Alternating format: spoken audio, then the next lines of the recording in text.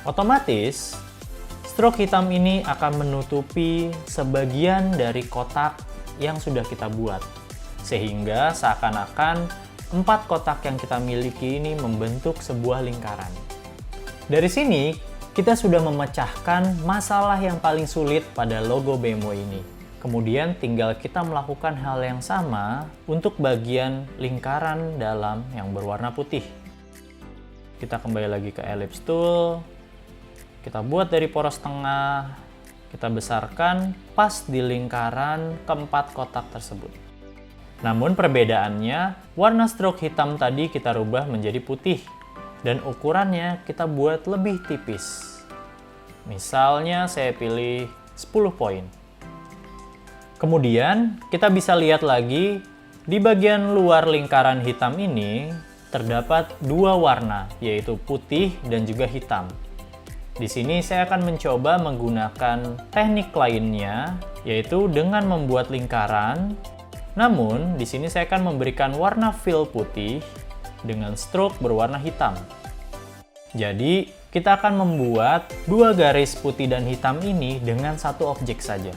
Kita buat lagi dari tengah dengan tahan Shift Alt, klik tahan.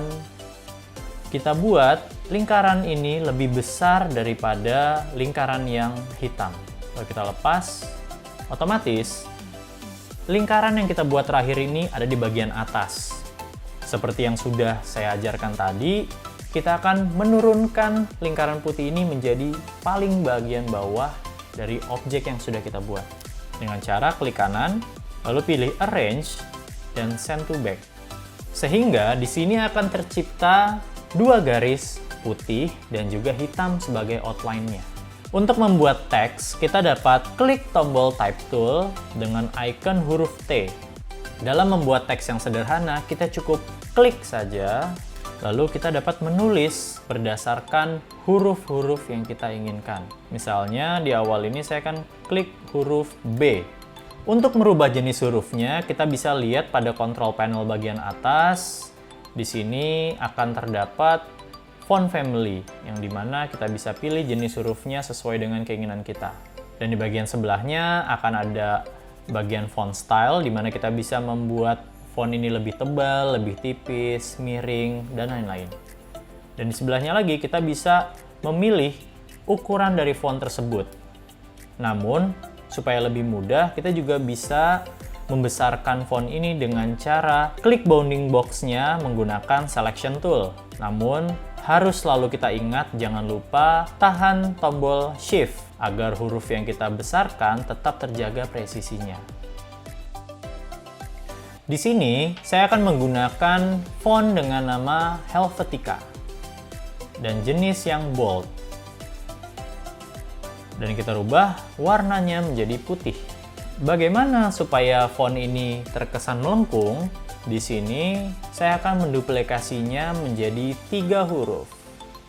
Kemudian, saya akan merubah tiap hurufnya menjadi B, M, dan W dengan cara double klik atau klik 2 kali pada huruf yang ingin kita rubah. Lalu klik backspace atau delete, dan klik huruf yang kalian inginkan.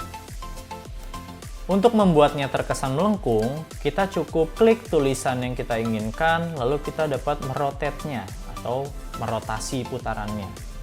Dengan cara yang sama seperti halnya kita merotasi objek yang awal tadi kita sudah coba.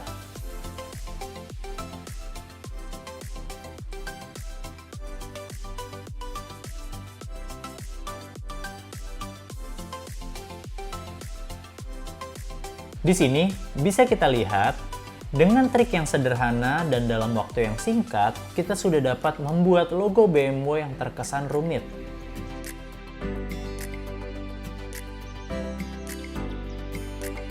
Selanjutnya, saya akan mengajarkan cara untuk menyatukan objek-objek yang sudah kita buat tadi menjadi satu kesatuan dengan cara grup. Pertama, kita harus menseleksi keseluruhan objek yang sudah kita buat dengan cara klik tahan dari luar objek. Lalu kita tarik kotaknya mengenai keseluruhan bagian objek yang sudah kita buat. Lalu kita klik kanan, dan pilih Group untuk menyatukan keseluruhan objek tersebut menjadi satu kesatuan. Dengan demikian, ketika kita menseleksi objek logo BMW ini, otomatis objek ini sudah tergabung dalam satu kesatuan.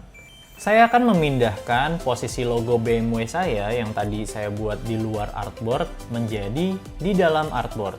Sehingga saya akan menggeser layar kerja saya ini dengan cara menggunakan hand tool. Atau cara yang lebih mudah adalah dengan menahan spacebar, otomatis selection tool kita akan berubah menjadi gambar tangan atau hand tool. Dengan menahan spacebar dan cukup klik tahan pada mouse kita akan dapat menggeser tampilan artboard kita ini sesuai dengan posisi yang kita inginkan.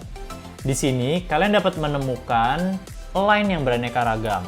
Untuk membuatnya rata tengah secara artboard, kalian dapat memilihnya horizontal line center dan vertical line center. Sekarang, logo yang saya buat ini ternyata terlalu besar, melebihi ukuran artboard saya. Sehingga saya harus mengecilkan sedikit logo BMW yang sudah saya buat ini. Karena logo ini sudah kita group, jadi kita cukup menseleksinya dengan selection tool, lalu kita dapat ambil bounding box yang bagian sudutnya dan membesar kecilkannya dengan cara tahan tombol Shift Alt, klik tahan, tarik ke dalam artboardnya. Bisa kita lihat di sini, logo BMW yang sudah saya buat ini ketika dikecilkan, ternyata logo ini menjadi berantakan. Untuk membuatnya tetap terjaga dan otomatis menyesuaikan ketika kita kecilkan, pertama kita harus mengundo dulu atau kita kembali ke step sebelumnya dengan cara klik menu edit lalu pilih undo scale atau shortcutnya Ctrl Z. Sebelum kita mengecilkan logo ini, kita dapat memunculkan preference dengan cara klik bagian yang tidak ada objeknya. Lalu kita klik Control Panel Preference di atas, dan kita centang pada menu Scale, Strokes, and Effects. Lalu klik tombol OK. Otomatis, setiap objek ketika kita besarkan atau kecilkan, strokes-nya akan menyesuaikan dengan ukuran yang kita inginkan. Setelah kalian selesai mendesain, jangan lupa kalian harus menyimpan file yang sudah kalian buat ini dengan cara klik menu File, lalu pilih Save, atau shortcutnya Ctrl S. Silahkan pilih tempat di mana kalian ingin menyimpan file project kalian di sesi 2 ini. Yang terpenting, pastikan format yang kalian pilih adalah Adobe Illustrator atau AI. Kalau sudah, klik tombol Save. Kemudian, cukup klik tombol OK saja. Otomatis, file yang kalian kerjakan sudah tersimpan dengan baik. Terakhir, jika kalian ingin memasukkan desain yang sudah kalian buat ini ke dalam handphone kalian, kalian dapat mengekspor gambar kalian ini ke dalam bentuk JPG. Caranya, klik menu File, lalu kita bisa pilih Export, pilih Export As. Perbedaan save dengan export ini ada pada format filenya. Jika kalian save tadi, format file kalian bentuknya adalah Adobe Illustrator atau AI. Sedangkan jika kalian ekspor file kalian ini, formatnya dapat lebih beragam. Ada PNG, ada JPEG, ada TIFF, dan lain-lain. Namun di sesi awal ini, jika kalian ingin memasukkannya ke dalam handphone, biasanya format yang dapat kalian pilih adalah JPEG atau PNG. Di sini saya akan memilih JPEG, dan pada bagian bawah, jangan lupa untuk mencentang kotak Use Artboard. Karena dengan mengaktifkan Use Artboard ini, otomatis file yang akan kalian ekspor hanyalah yang ada di dalam artboard saja. Begitupun sebaliknya. Jika kalian lupa untuk mengaktifkan Use Artboard, otomatis file gambar yang berada di luar artboard akan ikut terekspor menjadi JPEG. Kemudian, klik tombol Export. Di sini sebenarnya kalian juga dapat mengganti lagi color modenya menjadi CMYK ataupun tetap RGB, dan kalian juga dapat mengatur quality dari gambar kalian ini. Dan kalian juga dapat mengatur resolusinya dengan memilih jika kalian ingin mencetak, kalian gunakan yang high atau 300 ppi. Namun jika kalian hanya butuh untuk upload di sosial media ataupun hanya untuk kebutuhan layar, kalian dapat memilihnya dengan ukuran screen atau 72 ppi. Lalu klik tombol OK. Di sesi berikutnya, kita akan membahas tentang tracing. Apa itu tracing? Saksikan di sesi selanjutnya.